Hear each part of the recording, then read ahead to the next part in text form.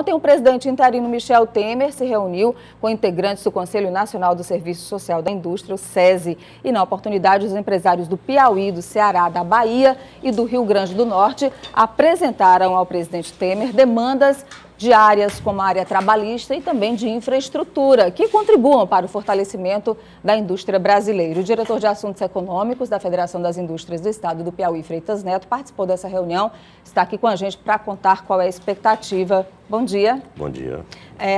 Foi a discussão importante e o Piauí participou também, junto com outros estados do Nordeste, pedindo principalmente esses investimentos em infraestrutura. A questão da federalização do Porto de Luiz Correia, por exemplo, foi um tema discutido nessa reunião. Deixa eu lhe dizer, primeiro fazer um pequeno comentário, se for possível. Uma boa ideia partiu, inclusive, do nosso presidente do Conselho do SESI, o ministro João Henrique, para o presidente da Confederação Nacional da Indústria, Robson Andrade, e eles, então, foram o presidente acatou. Então, ele rotineiramente vai, como está recebendo sindicatos e outros segmentos da sociedade brasileira, da comunidade brasileira, está recebendo também a classe industrial. Essa é a segunda reunião.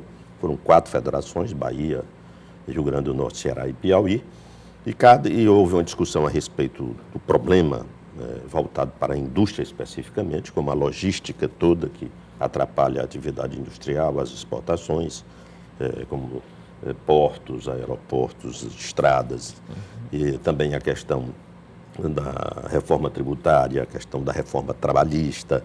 Tudo isso foi evidentemente vinculado pelos presidentes que falaram, e depois foram designados 3 componentes também do empresariado dessa região para abordarem esses assuntos. E o presidente Temer depois fez um retrato do Brasil de como recebeu o país, que a situação realmente é muito difícil. Recebeu um país completamente quebrado e com assuntos que precisam ser vistos, e mostrou que ele está realmente, que vai fazer isso. Ele mostra, por exemplo, que a reforma da Previdência não é questão de escolha de fazer, ou fazer, ou é a reforma, ou a Previdência quebrar e não pagar os aposentados daqui a alguns anos. Essa questão previdenciária, só abrindo parênteses para o seu comentário, ontem houve manifestações em várias capitais do Brasil justamente contra essa reforma que está sendo proposta ainda em fase de estudo, mas que já está sendo apresentada aos poucos, aí pelo menos alguns detalhes muito importantes, como a idade mínima para a aposentadoria e outros fatores também. O problema todo é que você leva a política para assuntos que deixaram de ser políticos e que é uma questão de realidade. Quando é realidade, não vamos deixar a política de lado e vamos procurar a melhor maneira de preservar direitos, mas também fazer com que ela seja sustentável financeiramente. Ela tenha condições de, daqui a 10 anos, você chegar no fim do mês e receber a sua aposentadoria. Não adianta quebrar, né? Não adianta quebrar. Então, eu acho que no Brasil nós perdemos muito tempo por causa dessa divisão esquerda-direita, principalmente isso acentuou-se muito nos últimos anos, em que dividiu-se o país em 2, isso é muito ruim. Então, precisa você procurar a melhor alternativa, que precisa ser feito, é uma questão numérica. Como a reforma trabalhista, a nossa CLT tem, eu acho que tem mais de 50 anos. Getúlio Vargas. Então, ela precisa ser, hoje ela entrava possibilidade de emprego. Ela prejudica a classe trabalhadora, mas é vendida de outra maneira, que vai se tirar direito. Então, é preciso que o próprio trabalhador, que a sociedade, que a comunidade veja onde tem demagogia e onde você precisa reformar, né? E tem compromisso. Agora, com relação por exemplo, ao presidente Zé Filho, ele, além desses assuntos foram abordados de maneira por todos, ele focou a questão da infraestrutura do Estado. Por exemplo, a primeira questão foi a energia. Piauí tem a pior energia do Brasil. Essa questão da Eletrobras Piauí, você hoje impede, por exemplo, de você carrear para cá, procurar trazer um grande investimento, uma grande indústria para qualquer região do Estado. Ela não tem condições de instalação porque ela não vai funcionar por falta de energia de boa qualidade. Isso foi o ponto número 1. Aí ele falou, por exemplo, do aeroporto de Teresina. Teresina é a única capital do Brasil que não teve o seu aeroporto reformado. É a única capital do Brasil em que você desce do avião por uma escada, que não tem aquelas pontes, aqueles fingers. Se for durante o dia, ainda é presenteado com esse sol maravilhoso, então, né? Existe um projeto de reforma do aeroporto, ficou aquela disputa aí dos políticos, a gente faz o reforma ou faz o novo. A Infraero, uma vez o Vitor Fiep disse muito claramente que fazer um novo demora muitos anos, 15, 20 anos, e que deve ser um objetivo, mas que não devia impedir a reforma do atual. Chegou a ter o dinheiro para isso, na época era 450 milhões, e por falta de ação aqui do Estado, perdeu-se.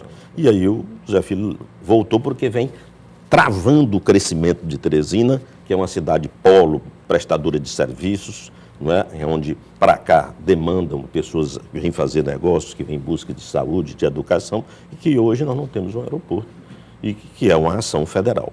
Então ele colocou também a Transnordestina, que liga Pernambuco ao Ceará, passando por a grande região do Piauí, a região do minério, a região da soja.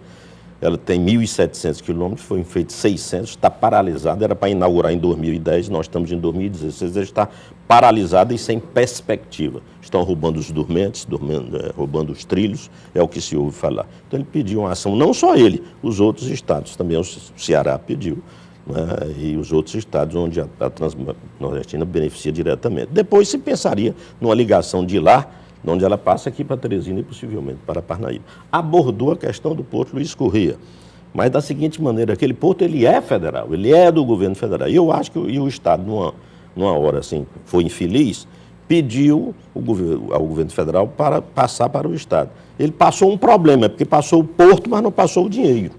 Desde que isso aconteceu, nunca mais houve nada de representativo em matéria de obra pública lá, de obra pública do Porto. Mas muito dinheiro foi repassado já para o Porto. Mas muito. Pode até não ter sido o suficiente. Pode ter sido muito, mas muito distante do valor necessário para ser. E a obra ficou pelo caminho. E a obra ficou pelo caminho. E outra coisa, esta tem que ser uma preocupação federal. O que o presidente da FIEP lembrou?